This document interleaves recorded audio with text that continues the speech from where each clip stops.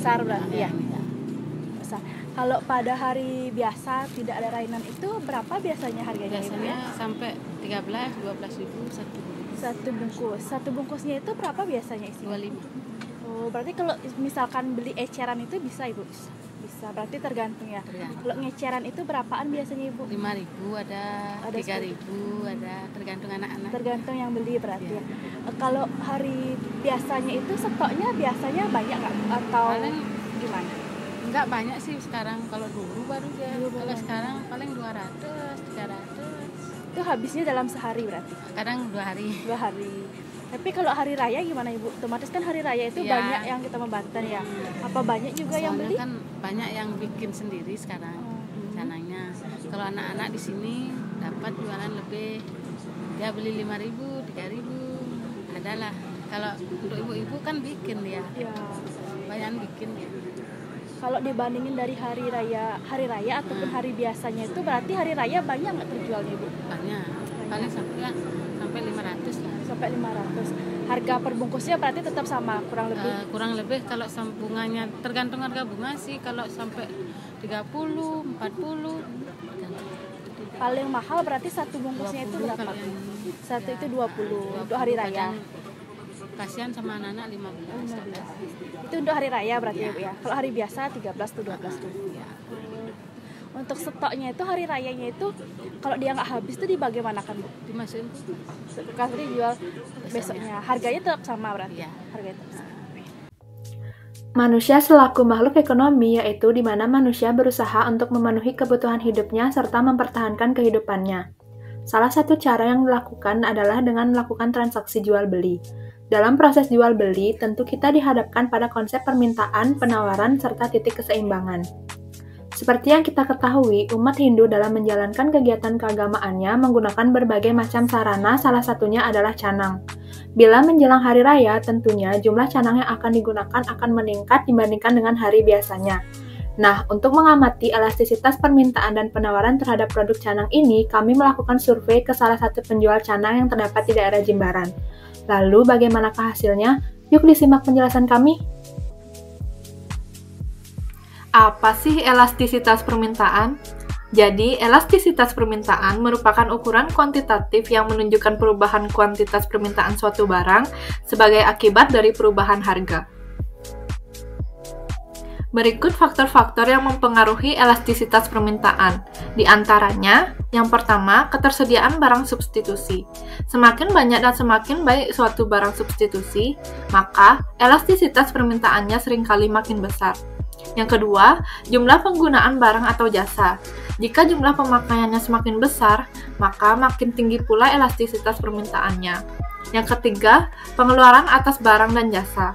Apabila semakin besar persentase pendapatan yang dipakai untuk mengeluarkan barang atau jasa tersebut, maka elastisitas permintaannya juga semakin besar. Yang keempat, intensitas kebutuhan.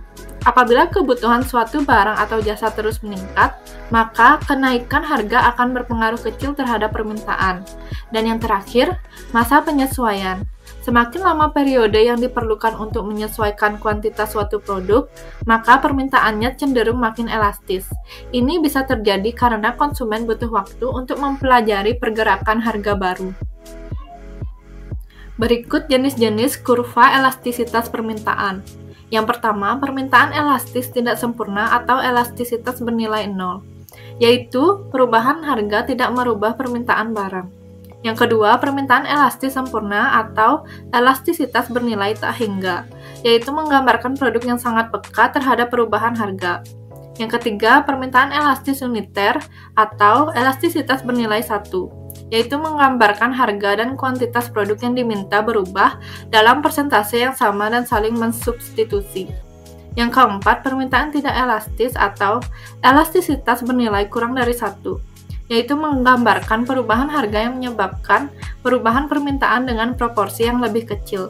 Dan yang terakhir, permintaan elastis atau elastisitas bernilai lebih dari 1, yaitu menggambarkan perubahan harga yang menyebabkan perubahan permintaan dengan proporsi yang lebih besar. Apa sih elastisitas penawaran?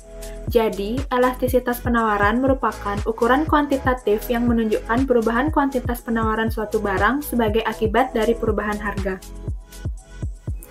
Faktor-faktor yang mempengaruhi elastisitas penawaran diantaranya yang pertama, jumlah persediaan. Apabila produsen menyimpan persediaan barang dalam jumlah besar, maka kurva penawarannya akan lebih elastis karena produsen bisa langsung memasok ke pasar sesuai permintaan konsumen. Yang kedua, mobilitas faktor produksi. Apabila faktor produksi mempunyai mobilitas yang tinggi, maka produsen bisa menyesuaikan kapasitas produksinya. Dengan begitu, penawaran barang atau jasa yang terjadi akan lebih elastis. Yang ketiga, jangka waktu produksi. Penawaran barang hasil industri akan berbeda dengan hasil pertanian, sebab jangka waktu pembuatannya juga berbeda. Yang terakhir, daya tahan penyimpanan. Produk yang daya tahan penyimpanannya lebih singkat biasanya bersifat inelastis, sedangkan produk yang daya tahannya lebih lama cenderung lebih elastis dalam penawarannya. Berikut merupakan jenis-jenis kurva elastisitas penawaran. Yang pertama, inelastis sempurna atau E sama dengan 0. Penawaran inelastis sempurna terjadi bila mana perubahan harga yang terjadi tidak ada pengaruhnya terhadap jumlah penawaran. Yang kedua, inelastis atau E kurang dari 1. Penawaran inelastis terjadi jika perubahan harga kurang berpengaruh pada perubahan penawaran. Yang ketiga, elastis uniter atau E sama dengan 1. Penawaran elastis uniter terjadi jika perubahan harga sebanding dengan perubahan jumlah penawaran. Yang keempat, elastis atau E lebih dari 1. Penawaran elastis terjadi jika perubahan harga diikuti dengan jumlah penawaran yang lebih besar. Yang kelima, elastis sempurna atau E sama dengan tak terhingga. Penawaran elastis sempurna terjadi jika perubahan harga tidak dipengaruhi sama sekali oleh perubahan harga.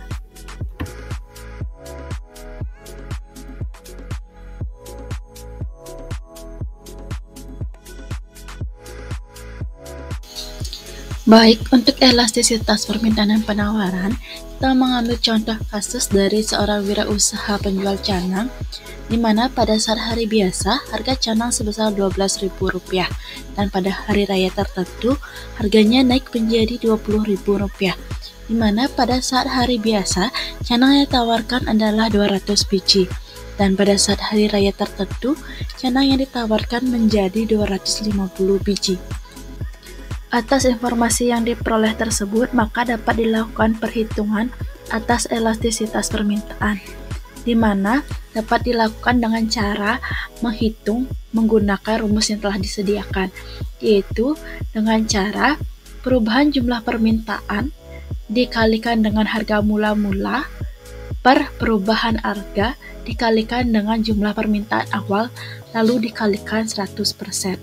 Maka atas dasar rumus tersebut timbullah hasil elastisitas permintaan, yaitu sebesar 0,375 dengan anti tangan 20,56. Langkah selanjutnya yang harus kita lakukan yaitu penyusunan kurva permintaan. Seperti gambar yang terlihat, ini merupakan kurva permintaan, yang dimana semakin tinggi harga barang, maka semakin rendah permintaan barang tersebut, karena semakin tidak dapat dijangkau oleh pelanggan. Tetapi, jika harganya semakin murah, maka permintaan akan barang tersebut akan semakin meningkat. Nah, dari grafik ini, maka dapat disimpulkan bahwa sifatnya yaitu tidak elastis, yang disebabkan karena ED yang tadi kita hitung yaitu 0,375 kurang dari 1. Berikut adalah perhitungan untuk elastisitas penawaran. Diketahui P1 sebesar Rp12.000, P2 sebesar Rp20.000, Q1 sebanyak 200 biji, dan Q2 sebanyak 250 biji. Langsung saja diinput ke rumus elastisitas penawaran, yaitu ES sama dengan selisih kuantitas dibagi kuantiti per selisih harga dibagi harga dikali 100%. Jadi ES sama dengan 250 dikurangi 200 per 20.000 dikurangi 12.000 dikali 12.000 per 200. Maka ES sama dengan 50 per 8.000 dikali 12.000 per 200, maka diperoleh hasil ES sebesar 0,375 dengan anti tangan 20,56. Kurva di samping menunjukkan kurva penawaran dari sudut pandang pengusaha. Semakin tinggi harga barang, maka pengusaha akan menambah jumlah barang untuk memperoleh keuntungan yang lebih besar. Dari perhitungan yang sebelumnya telah dilakukan, diperoleh koefisien elastisitas penawaran yaitu ES sama dengan 0,375, di mana nilai koefisien ini menunjukkan penawaran pasar yang bersifat tidak elastis karena elastisitas kurang dari 1. Selanjutnya adalah grafik untuk mengukur laju respon permintaan pasar. Kurva di samping menunjukkan laju respon permintaan pasar di mana dari hasil perhitungan diperoleh koefisien elastisitas permintaan yaitu ED sama dengan 0,375. Nilai koefisien ini menunjukkan permintaan pasar yang bersifat inelastis. Hal ini karena semakin ke kanan arah laju permintaan, maka akan semakin tidak elastis. Berikut adalah grafik untuk mengukur laju respon penawaran pasar, di mana dari kurva di samping menunjukkan laju respon penawaran pasar, yaitu di mana dari hasil perhitungan diperoleh koefisien elastisitas penawaran, yaitu ES sama dengan 0,375. Nilai koefisien ini menunjukkan penawaran pasar yang bersifat inelastis.